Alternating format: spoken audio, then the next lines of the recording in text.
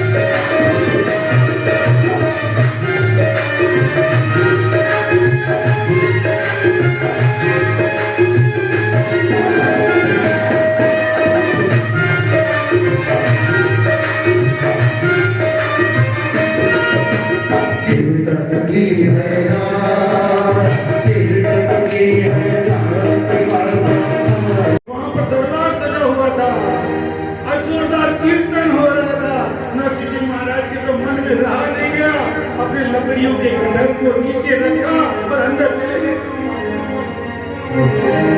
बाहर रखकर अंदर चले गए। अंदर जाकर के क्या देखते हैं? एक सुंदर दरबार। बोल खाटू नरेश की। और वहां पर जो कीर्तन हो रहा था, बड़ा सुंदर आनंद आ गया नरसिंह जी महाराज को। दरबार सांवरिया ऐसो सजो प्यारो हो दयालु आपको। सेवा में सांवरिया सगला खड़ा के हुक्म बस आपको।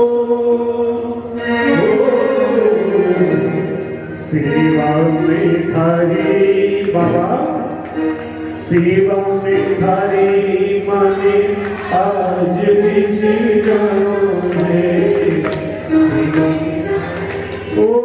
सेवा में थारी माने आज बीच जानो है। ओ धन को सुंदर दरबार वहां पर सजा हुआ। खाटू नरेश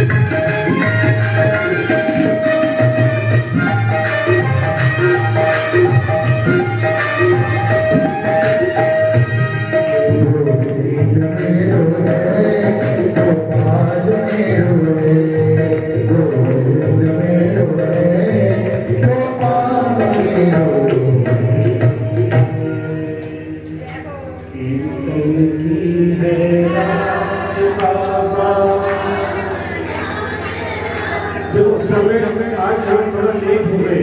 कोशिश ये रही कि कल 1 बजे अगर कथा शुरू हो तो हम 5 बजे तक पूरा करेंगे। आज थोड़ा लेट हो गए तो कोशिश करना थोड़ा जल्दी हो कथा शुरू, और आपसे ज़्यादा से ज़्यादा लोगों को बुला के लाएं, इसलिए हम संगीत को थोड़ा कम कर दिया, भजन को, और कथा को आगे बढ़ाते हैं। नरसिंह जी महाराज ने एक के बाद दूसरा, दूसरे के बाद तीसरा, महाराज इतने उत्सव, इतने भजन होते रहे कि आनंद में महाराज पता नहीं रहा कि कब सायंकाल हो गई और अंधेरा हो गया और कब रात हो गई। रात के 12 बज गए, नरसिंह जी को पता नहीं क्या करने के लिए आए थे। तो क्या हुआ, जैसे रात को 12 बजे सत्संग समाप्त हुआ, तबले वाले बोले और बाहर दरवाजे की ओर देखे अंधेरा हो रहा है। अरे ये क्या हो गया? अरे मैं तो लेट हो गया, मुझे तो गांव जाना था। भोजाई जी ने कहा था लकड़ियां लाओगे तभी भोजन बनेगा। अरे ये क्या हो गया? नरसिंह जी महाराज को चिंता हो गई, दौड़े बाहर निकल के लकड़ियों के गड्ढे को उठाया, सिर पर रखा और दौड़ पड़े। और सोच जाते गोविंद रक्षा करना, गोविंद रक्षा करना। आज तो भोजाई जी भरी हुई बैठी होगी, आज तो मुझे ऐसे कहेगी, ऐसे कहेगी, ये होगा, ये होगा। जैसे सोच रहे थे वैसा ही हुआ, जैसे सोचते गए थे वैसा ही। भोजाई जी बाहर दरवाजे पर बैठी थी, देखते ही मुस्कुराई, आ गए भक्तराज, लकड़ियां ले आए। टाइम का पता है क्या हुआ है? आधी रात हो गई। और गुस्सा होकर के भोजाई कहने लगी, अरे इन लकड़ियों में रोटियां बनाऊं या मैं जलूं? फिर रात को ये लकड़ियां लेकर के आए हो, निकम्मे हो, 1 नंबर के निकम्मे। खाते हो, कुछ नहीं करते काम, निकम्मा बता दिया। नरसिंह जी महाराज लकड़ियां नीचे रख करके हाथ जोड़ करके पूछ रहे हैं महाराज, कह रहे भोजाई जी मुझे माफ कर दो भोजाई जी। वो क्या, अरे कहाँ थे राजपूत? वो भोजाई जी वो गाँव में कीर्तन हो रहा था। अरे भक्त तो लगता है तुम ही हो, हम तो पापी हैं, भक्ति तो तुम ही करते हो। नरसिंह जी भोजाई जी गलती हुई, माफ कर दो भोजाई जी, मुझे माफ कर दो। सहन किया, जो कहती गई भोजाई जी, महाराज नरसिंह जी ने सब कुछ सहन किया। क्यों? क्योंकि वो कीर्तन में जाकर आए थे। ध्यान देना, इस बात पर विचार करना। कीर्तन में जाकर के जो आएगा घर पर, वो उसने आते ही अगर क्रोध किया, गुस्सा किया, तो वो कीर्तन में नहीं जाकर आएगा। भक्त की, सच्चे भक्त की यही पहचान है कि वो सहनशील हो। जो सहनशील होगा, जाते ही मत कहना सिर दुख गया, जल्दी से चाय बना, और 2 मिनट में नहीं आई तो महाराज हल्ला हो गया। वो भक्त की पहचान नहीं है। भक्त की पहचान लाइन में लग करके प्रसाद लेने की है। ऊपर पढ़ करके पहले मुझे तो जल्दी देर हो गई, लाइन से निकल करके ठाकुर जी के दर्शन करने की भक्त की पहचान नहीं है। भक्त की, असली भक्त की पहचान, खाटू के जाते हैं हम सब, तो वहां बाबा के दर्शन करने के लिए लंबी लंबी लाइनें लगती है। कई बार तो 1-2 दिन में नंबर आता है। भक्त गए फागुन में, मुझे कहा महाराज जी खाटू जाए दर्शन करिए। मैंने कहा हाँ करिए। कितना टाइम लगा दर्शन करने में? मैंने कहा भाई सुबह लगे थे, दूसरे दिन सुबह दर्शन हो गए। पूरे 24 घंटे लग गए आपको? अरे मैं तो, और आपको बोले मैं तो 2 मिनट में दर्शन करके आ गया। 2 मिनट में दर्शन कर आए? अरे वाह। मैंने कहा ठीक है। उसको ये पता नहीं है कि बावले तुझे ठाकुर जी ने अपने पास कितने मिनट रखा? बात तेरा काम नहीं है। 2 मिनट तुझे अपने पास कितनी देर रखा? 2 मिनट। चल निकल यहाँ से। और सच्चा भक्त जो होगा वो लाइन में लग करके उसको 24 घंटे तक अपने पास रखा, तो भक्त बनता है। तो अपनी बारी का इंतजार, सहनशीलता होना चाहिए भक्तों। सच्चे सत्संगी की पहचान यही होती है। वीआईपी दर्शन से सच्चा सत्संगी नहीं बनता, सच्चा भक्त नहीं बनता है। हम तो वीआईपी दर्शन करके आए हैं। ठाकुर जी तुझे अपने पास रखना ही नहीं चाहते। अरे लाइन में लगो, खूब जयकारे करो, खूब जयकारे करो, ठाकुर जी उसी से प्रसन्न होते हैं। शॉर्टकट रास्ता नहीं अपनाओ महाराज। शॉर्टकट रास्ता तुम तो अपना लोगे, और कभी ठाकुर जी ने शॉर्टकट बुला लिया तो फिर पीछे भागोगे। भोजाई जी कहती रही, नरसिंह जी चुपचाप खड़े खड़े सुनते रहे। इतनी देर में नरसिंह जी के बड़े भाई साहब आ गए। उन्हें देखते ही भोजाई जी का पावर और ज्यादा हो गया। देख लिया तुम्हारे भाई को लकड़ियां लेकर के आया है। अरे इन लकड़ियों में क्या अब रोटियां बनेगी आधी रात को, या मैं चलूंगी इन लकड़ियों में? महाराज कुछ न कुछ कहती रही। नरसिंह जी महाराज ने माफी मांगी। ठीक उसी प्रकार से एक दिन सायंकाल का समय था, सब लोगों ने खाना खा लिया था। नरसिंह जी महाराज और उनकी पत्नी ने भोजन नहीं किया था। नरसिंह जी महाराज अब मंदिर में जाकर के कीर्तन करके आए, और जैसे ही नरसिंह जी आए, पत्नी बिना भोजन किए बैठी थी। अरे पहले की पत्नियां थी बताता हूं, थी जो अपने पति को भोजन कराकर उसके बाद भोजन करती थी। वो तो थी, करती थी। और आज की भी होती है महाराज पत्नियां। वो क्या करती है? पहले तो दिन में 3-4 बार खुद खा लेती है। पति देव रात को जब घर पर आते हैं तो उन्हें कह देती है कि वो रसोई में पड़ा है, ले लो, खा लो और सो जाओ। आपकी तो बात करता ही नहीं। मैं यहाँ पर बैठने वालों की किसी की बात नहीं करता। आप सब तो बहुत अच्छे पति को भोजन करा करके ही करते हैं। इस संसार की बात करता हूँ। तो महाराज बिना भोजन किए नरसिंह जी की पत्नी बैठी थी। नरसिंह जी महाराज आए, भोजन परोसने के लिए कहा। नरसिंह जी की पत्नी ने कहा, भोजाई जी ने रसोई के ताला लगा दिया, अब उनको नहीं पोसाता। वो बहुत गुस्सा हो रही है और चाबी अपने पास लेकर के सो गई। नरसिंह जी महाराज गए भोजाई जी के पास, कहा कि भोजन करना है। बड़ी गुस्से से उठ करके आई और महाराज 4 दिन पुराना जो भोजन था रखा था कि सोचा कि ये इसको डाल दो, इसको डाल दो, परोस दो, खा लेगा, सो जाएगा, इसके लिए यही उचित है।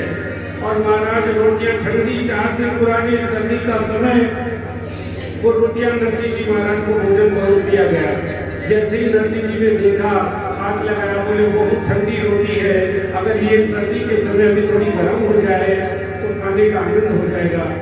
नरसिंह जी महाराज ने कहा, भोजाई जी रोटियां और ये सब्जी थोड़ी ठंडी है, अगर ये गर्म हो जाए। जैसे ही गर्म का नाम लिया, रोटियां तो गर्म नहीं हुई महाराज, भोजाई जी गर्म हो गई। बड़े न्याय करते हो, गर्म रोटियां मांग रहे हो, बहुत काम करते हो, खा लो, खाना है तो, वरना ये भी नहीं है, ऐसा कह दिया। और महाराज जो कोई मुंह में आया सब कुछ कहने लगी।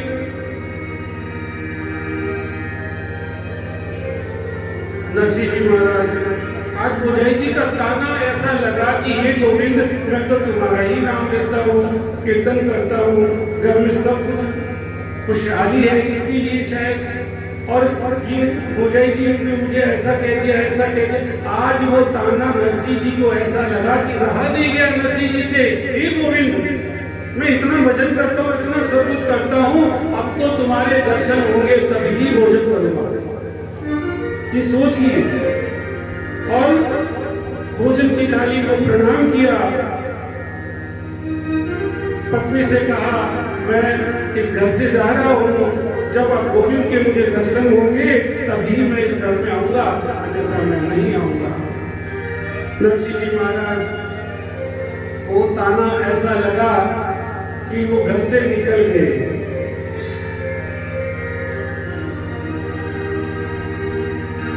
और भगवान के उनको दर्शन हो गए।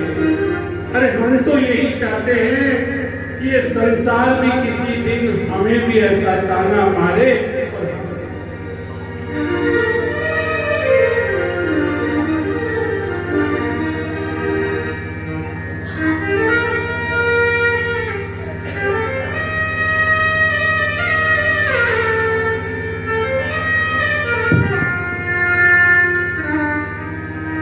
भगवान से मिलने की लगन ऐसी लगे।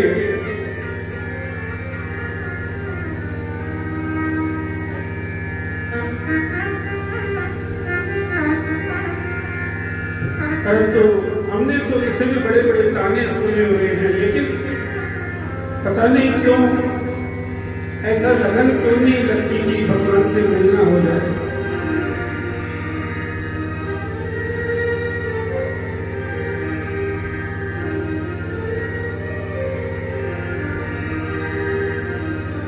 विभीषण जी ने हनुमान जी को ताना दिया था, हे हनुमान, कितनी सुंदर माला को तुम पहने हो, उसको तुमने मुंह में लेके तोड़ दी, क्यों? हनुमान जी ने कहा, क्योंकि इसमें मेरे राम नहीं है। तो विभीषण ने ताना मारा कि बता, इसमें तेरे राम नहीं है तो तेरे राम कहाँ है?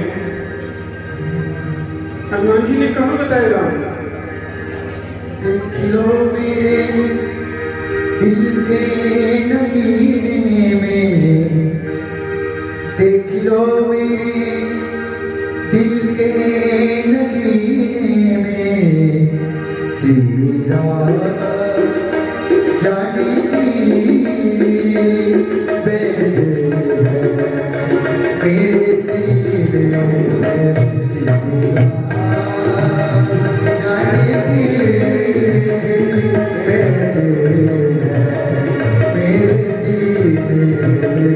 सिया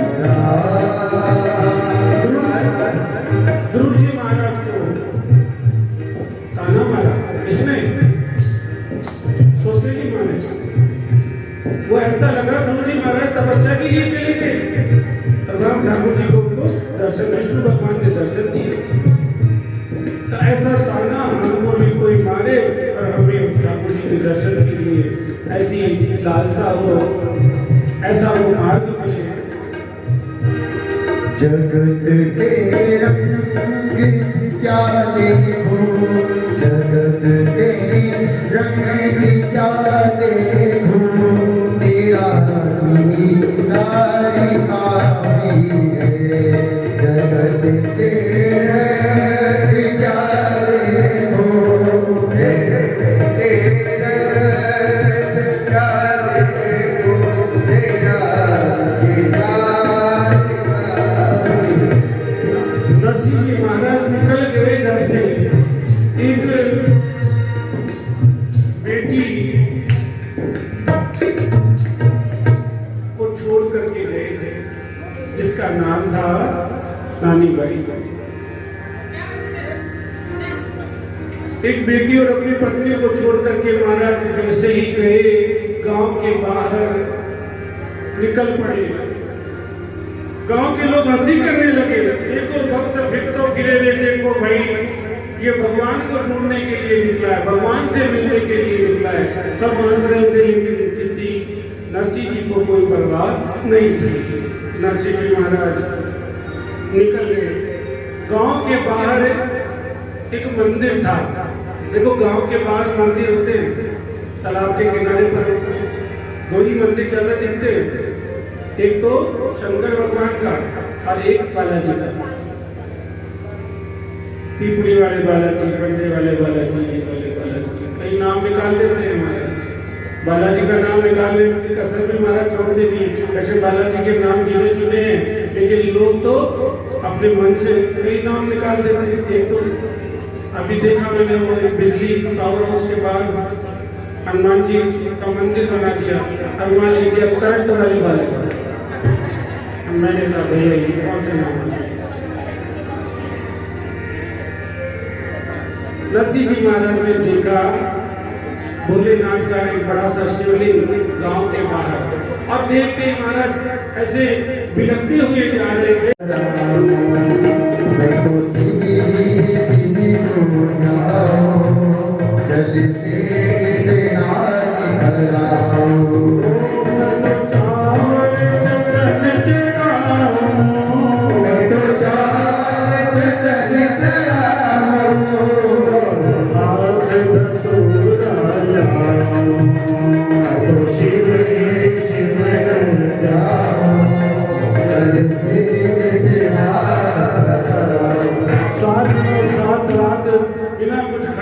तपस्या की, भोलेनाथ प्रसन्न हो गए और प्रकट हो गए साक्षात अलग निरंजन। भोलेनाथ प्रकट होकर के कहने लगे, हे नरसिंह क्या चाहिए, बोल वर्मा क्या चाहिए तुझे? नरसिंह जी महाराज कहने लगे, मोको और कछु ना चाहिए, श्री राधा कृष्ण मिले। मुझे और कुछ नहीं, मुझे तो राधा माधव के उसके गोविंद के दर्शन करने हैं, मुझे और कोई लालसा नहीं है, मुझे यही वर दो बस। नरसिंह जी महाराज को कहने लगे भोलेनाथ, नरसिंह धन नरसिंह बुद्धि तिहारी, तू तो वर मांगो अति भारी। अरे कोई तो लोग में जब प्रकट होता हूँ तो कोई कहता है बेटा दे दो, कोई कहता है धन दे दो, कोई कहता है पारस पत्थर दे दो, कोई गोकुल में। अरे आ गए आ गए आ गए भोले, आ गए आ गए आ गए आ गए भोले, आ गए।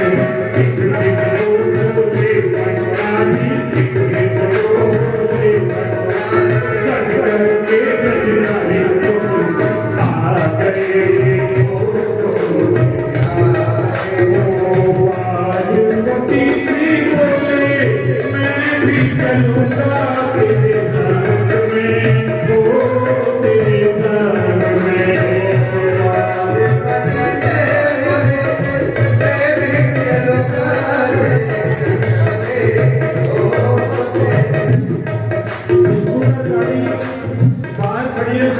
ले बाहर कर दे, जो अंदर लगे साइड में कर दे, जिनकी खड़ी है स्कूटर गाड़ी इस वजह की चाबी दे दे उनको। अरे एक दिन वो बोले बंगाली कन्या के बंगाली बोल में आ गए, बोल में आ गए।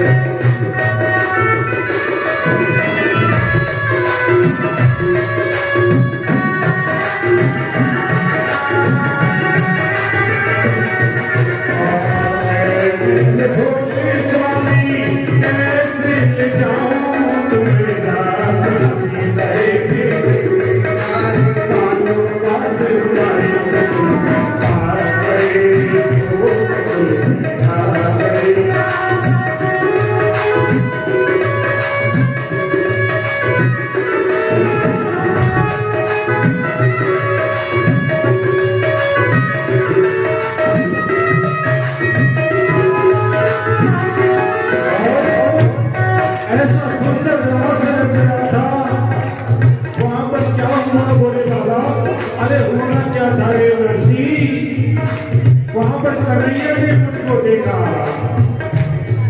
बोले कृष्ण कन्हैया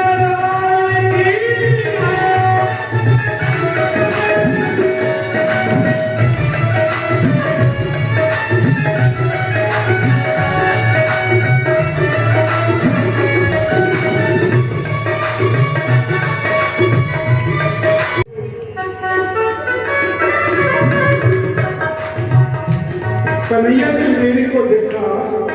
अरे सखियां तो बहुत देखी है, सखियां बहुत देखी है, सखियों के पाँव में पायल होती है। और ये सखी जो आई, इसने एक पाँव में दो घुंघरू बांधे हैं, एक में कड़ा पहन रखा है। अरे ये सखी कौन से आई है?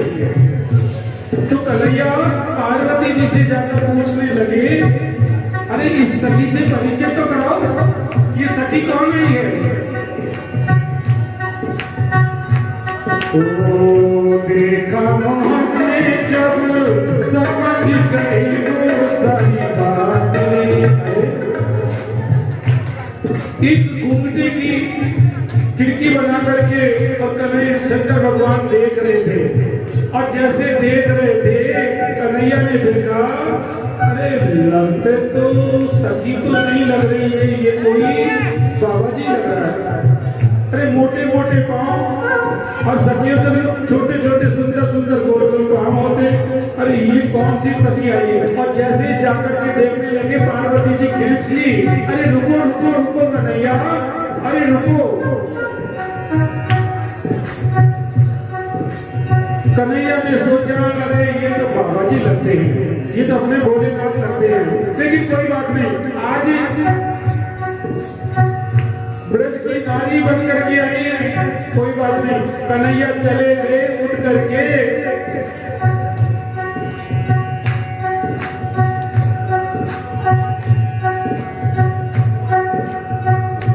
कदम के पेड़ पर जाकर बैठ गए और बजाई बंसी।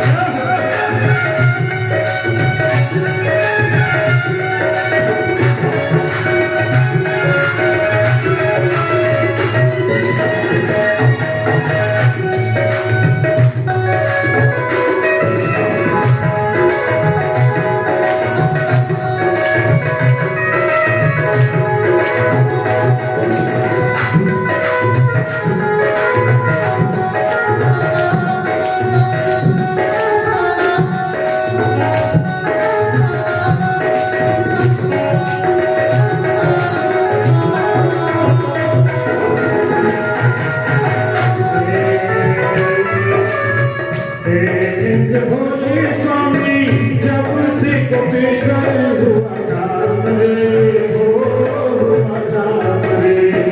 मेरे बोले स्वामी हमसे गोपेश्वर हुआ नाम रे, हुआ नाम रे। मेरे भोले बाबा वृंदावन में बना धाम रे, हो बना धाम रे। काला चंद करे के पुजारी, काला चंद करे के पुजारी, मानो बात करे।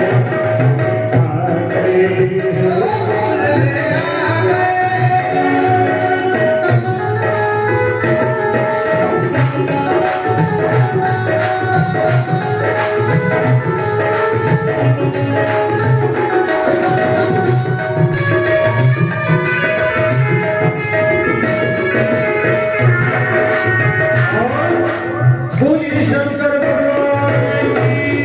शंकर भगवान ने नरसिंह जी से कहा, शंकर भगवान ने नरसिंह जी से कहा, हे नरसिंह चल गौलोक ले चलता हूँ, चले तुझे राजा माधव के दर्शन कराता हूँ। और आंख बंद की, दोनों ने आंख बंद जैसे की और झट से ही एक क्षण में ही गौलोक पहुंच गए। और जैसे ही देखा राधा माधव वहां कन्हैया बंसी बजा रहे थे, और बंसी बजाते हुए शंकर भगवान ने कहा, हे कन्हैया अरे देखो आज मैं किसको लेकर आया हूँ। अरे कौन है ये तुम्हारा भक्त है। तुम्हारा भक्त है, मेरा भक्त है। इतना कहते ही दौड़ करके नीचे उतरे पेड़ से, और कन्हैया ने नरसिंह जी को गले से लगा लिया। बोले भक्त और भगवान की। शंकर भगवान के इतना सा कहते ही कि ये तुम्हारा भक्त है।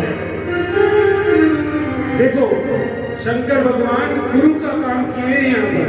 एक गुरु भी यही कहता है किसी भक्त के लिए, इस भक्त का काम कर देना, तो तुरंत ही भगवान उसका काम कर देते हैं। ऐसे ही आज गुरु और गोविंद दोनों खड़े हैं। गुरु गोविंद दोनों खड़े, काकेला गोपाल बलिहारी गुरु हाथ में गोविंद दियो मिलाए। आज भक्त और भगवान दोनों मिल गए हैं। शंकर भगवान भक्ति मार्ग के गुरु हैं, आचार्य भी हैं। वही काम जो गुरु करता है वही काम आज शंकर भगवान ने किया और कहा, भैया भक्त और भगवान दोनों मिल गए, अब मेरा क्या काम है। और वहीं पर शंकर भगवान बीच में जाते हैं और अलख निरंजन, और वहीं पर ध्यान से जाते हैं, बोलिए शंकर भगवान की जय हो। आशुतोष शशांक चेतन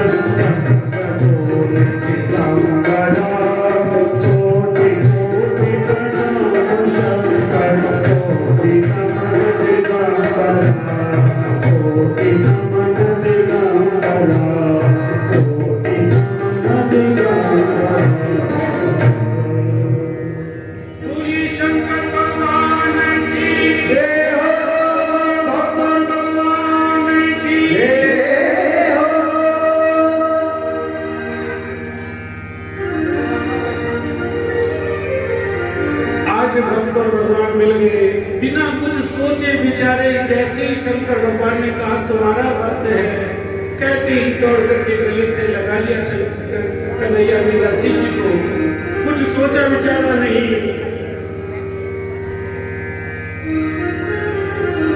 नरसिंह जी के आनंद हो गए। आज कन्हैया के साथ बैठे हैं। नरसिंह जी महाराज कहने लगे, प्रभु मुझे कोई सेवा बताइए, मैं आपकी सेवा करूं। कन्हैया ने कहा, नरसिंह अभी रात का समय है, रात हो रहेगा और रात हो जाएगी, तो ऐसा कर ये मशाल ले ले। एक जलती हुई मशाल नरसिंह जी को पकड़ा दी। कन्हैया ने कहा ये मशाल लेकर के खड़े रहो, यहाँ पर उजाला रहेगा और हम रास के दर्शन करना। ये सेवा नरसिंह जी को कन्हैया ने बताई। कन्हैया नरसिंह जी ने स्वीकार की और वो मशाल लेकर के नरसिंह जी खड़े हो गए। मशाल जल रही थी, इधर रास हो रहा था। अरे वृंदावन का कृष्ण कन्हैया सबकी आंखों का तारा।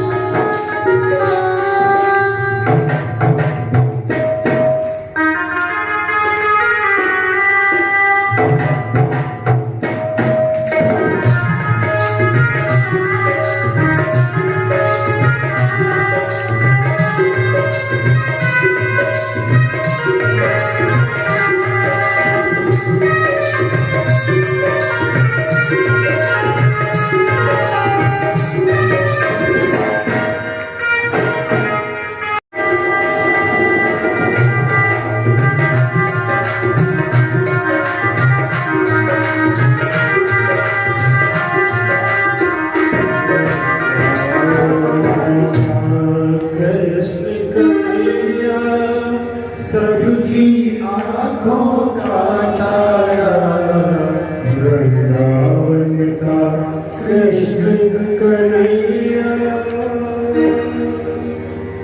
रास हो रहा था, एक के बाद दूसरा, दूसरे के बाद तीसरा हो रहा था।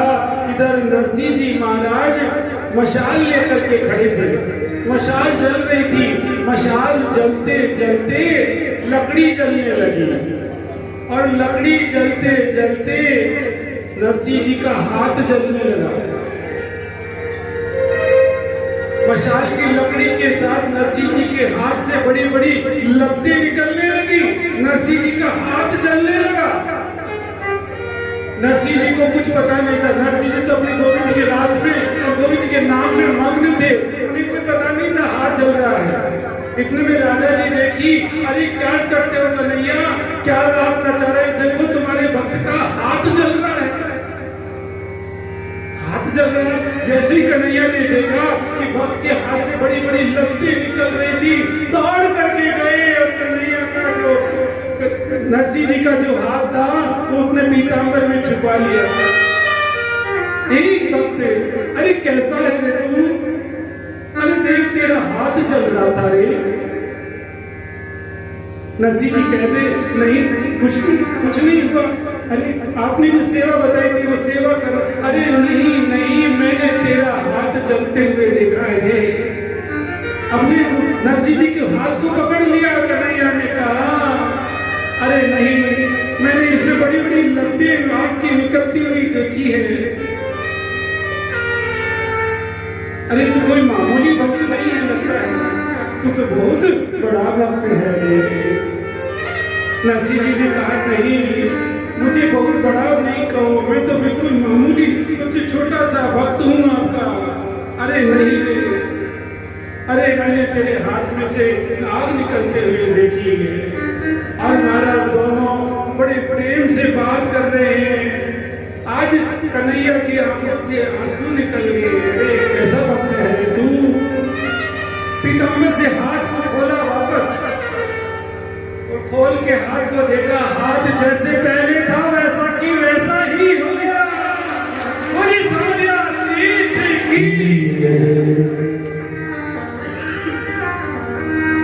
नरसिंह जी महाराज कहने लगे नहीं, मैं तो बहुत छोटा हूँ, मुझे आप इतनी बड़ी बात न कहें। आज नरसिंह जी महाराज बड़े प्रसन्न हैं, लेकिन उससे ज्यादा गोविंद प्रसन्न हैं। आज नरसिंह जी को कुर्सी पर, अरे महाराज जी चेयर कुर्सी दे दो, लाओ दो, इनको बिठाओ आगे। नरसिंह जी महाराज को पहले बिठाया कन्हैया ने अपने आसन पर। जैसे कन्हैया ने सुदामा जी को बिठाया था, वैसे ही नरसिंह जी महाराज को बिठाया, उनकी पांवों में बैठ गए। आप बैठिए। हाँ, नीचे बैठ गए कन्हैया। अरे कैसा भक्त है रे तू। अजय मुझे तो लगता है मैं तेरा श्रृंगार करूंगा। अपना भक्त का अपना मान टले टल जाए, पर भक्त का मान न टलने देखा। आज अपने भक्त का श्रृंगार करने की इच्छा हुई, मैं तेरा श्रृंगार करूंगा। ठाकुर जी ने भक्त का श्रृंगार किया, देखो कैसे किया।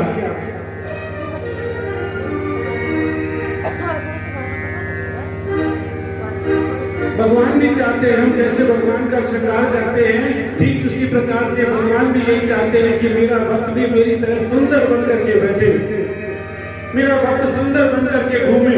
कौन माँ अपने बेटे को चाहेगी कि वो गंदा लगे, उसके काजल भी लगाती है, उसके पाउडर भी लगाती है, उसके क्रीम भी लगाती है, बड़ी राजी होती है। माता पिता छोटे बच्चों को देख के कितने राजी होते हैं सुंदर देख करके। इसलिए हमें हमेशा सज धज करके रहना चाहिए, इससे हमारे ठाकुर जी बड़े राजी होते हैं कि भैया बाहर तो बहुत करता है तो ठीक है, लेकिन भगवान तो परेशान नहीं हुए, लेकिन उसकी माँ परेशान हो गई भक्त की। भक्त की माँ ने कहा कि भाई सुबह जाता है शाम तक तो भगवान से बात करता रहता है। कहाँ करता है? मैं माँ भगवान से बात करता हूँ, भगवान से बात करता है, कम करना चाहिए। भगवान से बात करता है तो ऐसा कर, कल तेरे भगवान को यहाँ ले आ घर पर, माँ ने कहा मैं तेरे भगवान को भोजन कराना चाहती हूँ, तो इतनी बात तो करता है, उसे तो ला भी सकता होगा। बोला ठीक है मैं कह दूंगा, वो आएंगे तो आ जाएंगे। वो भक्त गया मंदिर में और जाकर के भगवान से कहने लगा ठाकुर जी आज तो गजब हो गया। बोले क्या हुआ? आज तो माँ ने आपको बुलाया है, आपको माँ ने घर पर बुलाया है। ठाकुर जी ने कहा ठीक है, घर पर माँ ने बुलाया है तो मैं चलूंगा, लेकिन मैं यहाँ से चला जाऊंगा तो जो लोग मंदिर में दर्शन करने आएंगे वो किसके दर्शन करेंगे? अल्लाह हो जाएगा, बहुत बड़ा काम हो जाएगा। ऐसा नहीं हो सकता, लेकिन एक बात हो सकती है। बोली क्या? अरे मैं भी तो देखूं, तू मेरी जगह खड़ा हो जा, तू कितना सुंदर लगता है, और मैं चला जाऊंगा तेरे घर। तो ठाकुर जी ने कहा कि तू मेरी जगह लग जा और मैं चल जाऊंगा माँ के पास भोजन करने। भक्त ने कहा ठीक है। ठाकुर जी ने कहा देख तेरा बहुत अच्छा सुंदर श्रृंगार होगा, तुझे बहुत अच्छे अच्छे पकवान खिलाए जाएंगे, सब कुछ होगा। बोला ठीक है मैं लग जाता हूँ। और भक्त खड़ा हो गया ठाकुर जी की जगह, और ठाकुर जी आगे भक्त की जगह माँ के पास भोजन करने चले गए। माँ के हाथ का भोजन उन्हें ऐसा लगा कि कल सुबह का भोजन भी करके जाऊंगा, सो गए रात को वहीं। लेकिन अपने भक्त से कह करके गए थे कि देख मुझे आने में शायद कल लग जाए, एक दिन लग जाए, 2 दिन लग जाए, तू ऐसा कैसे खड़ा रहना, हिलना मत। सुबह पंडित जी आएंगे, वो मंदिर खोलेंगे और सबसे पहले तेरे कपड़े उतारेंगे, तुझे दूध दही घी शहद मूले खूब अच्छी तरह से मिलाएंगे। तू ऐसा कैसे खड़ा रहना, हिलना मत, नहीं तो पूरी लीला बिगड़ जाएगी। भक्त ने कहा नहीं हिलूंगा। खड़ा हो गया, वैसा ही हुआ। और सुन, तुझे अच्छी अच्छी चीजों का भोग लगाएंगे। बोले ठीक है मैं खड़ा ही रहूंगा, आप चिंता मत करो, आप जाओ। गए। सुबह जल्दी भोजन करके ठाकुर जी आकर के भक्त की जगह खड़े हो गए। खड़े खड़े सब देख रहे हैं, भक्त का बहुत अच्छा श्रृंगार हो रहा है, भक्त की आंखों में काजल लगाया जा रहा है, भक्त के बहुत अच्छा माला पहना जा रहा है, पोशाक पहना जा रहा है। ठाकुर जी बड़े खुश हो रहे हैं, देखो मेरे भक्त का कितना अच्छा सुंदर श्रृंगार हो रहा है। सब कुछ हो गया। अब पुजारी जी आए और एक माखन का लौंदा वो लेकर के और उस भक्त के जो भगवान की जगह खड़े थे मुंह पर लगा दिया। माखन का लौंडा मुंह पर लगा दिया। वो माखन इतना अच्छा कि वो होठों पर तो लग गया और थोड़ा थोड़ा जीभ पर भी आ गया। उस भक्त के जीभ पर जैसे ही माखन आया कि वो भक्त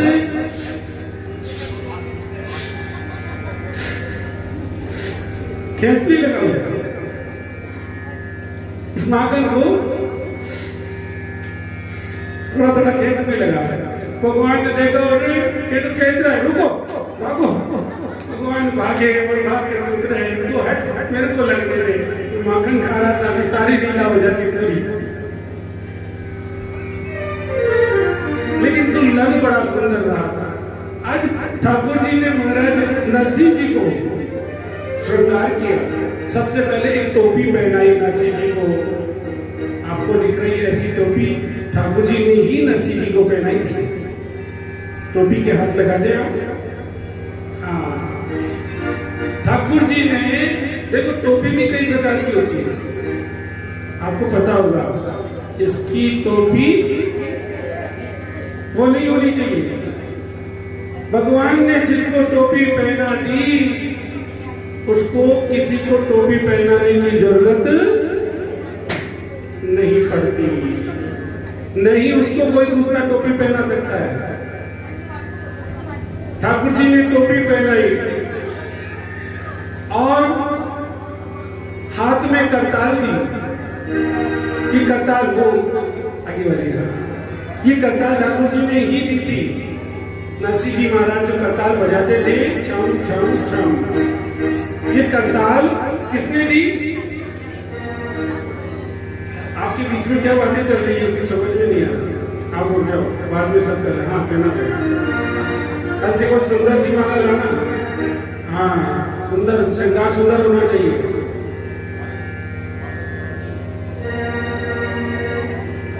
वैसे आपके हाथ की बनाई हुई है, इसके तो हाथ ही दूसरे हैं। और ठाकुर जी ने करताल पहनी, करताल हाथ में दी। ठाकुर जी ने करताल केवल नरसिंह जी को ही नहीं दी थी, हम सबको दी है। कर का मतलब हाथ, और इससे बजाते हैं वो ताल, करताल। ये करताल हम सबको दी है। इस करताल का उपयोग सबसे ज्यादा काय में करो, कथा में ताली बजाने का। कोई अच्छी बात लगे आप चुपो मत, तो अगर ठाकुर जी ने हाथ किए तो फटाफट ताली बजाओ। कोई अच्छी बात हुई, अच्छा आनंद आए, ताली बजाओ। भजन गाए तो आपको ताली बजाओ, आपको गाना आए तो गाओ। ठाकुर जी ने करताल दिया, लेकिन इसका उपयोग हम काय में करते हैं ज्यादा, चूरमा वाटिका में। इसका उपयोग रुपयों को गिनने में बहुत जल्दी, हाँ, कोई 10 का नोट आगे करते फट से हाथ आगे आ जाते हैं और कथा में हाथ बांध करके बैठते हैं। करताल का उपयोग हमें खूब करना चाहिए, ठाकुर जी ने हमें दी है। ताली बजाने से क्या होगा? ताली बजाने से एक ताली हम बजाते हैं तो कोई पक्षी उड़ जाता है, कबूतर उड़ जाता है, चिड़िया उड़ जाती है। ऐसे ही हमारे शरीर में जो पाप रूपी पक्षी है वो ताली बजाने से उड़ जाता है। ताली बजानी चाहिए।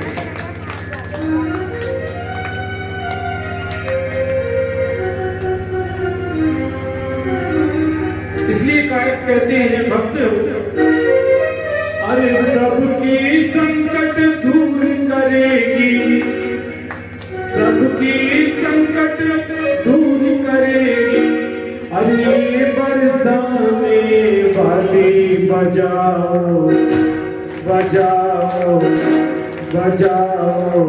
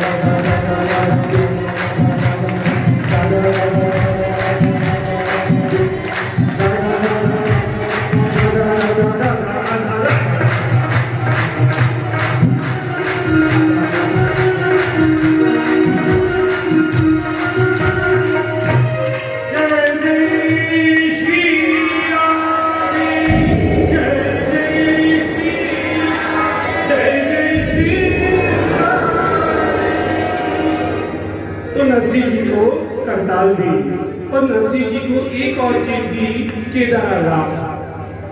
अपना केदारा राग दिया कि नरसिंह जब भी तू ये गाएगा मैं तेरे पास आ जाऊंगा। केदारा राग मतलब अपना मोबाइल का नंबर दे दिया, जब भी मिलाएगा मैं तेरे पास आ जाऊंगा। केदारा राग नरसिंह जी ने उंडी के समय गाया भी है, 2 लाइन गा करके समय ज्यादा हो गया।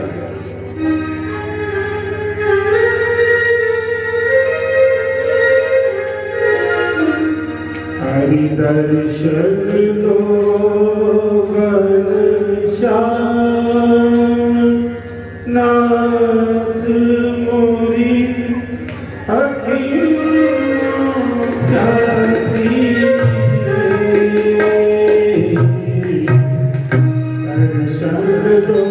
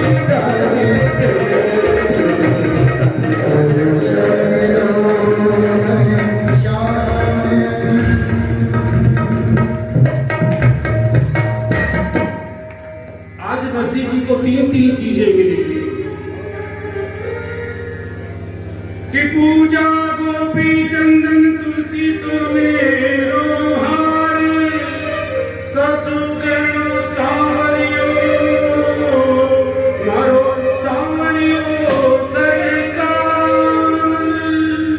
ओ मारी हुंडी समाव स्वीकार रे सावरा गिरधारी मारी हुंडी करो महाराज के स्वीकारो महाराज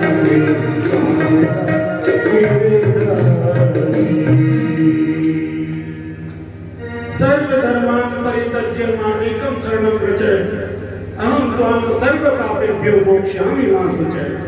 गीता में भगवान ने कहा सब कुछ छोड़कर तू केवल मेरी शरण में आ जा। आज नरसिंह जी महाराज गोविंद की शरण में चले गए।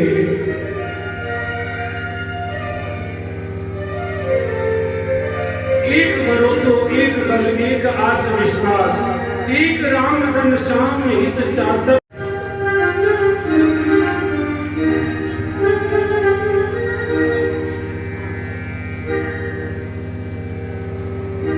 इतना धन इतना दिया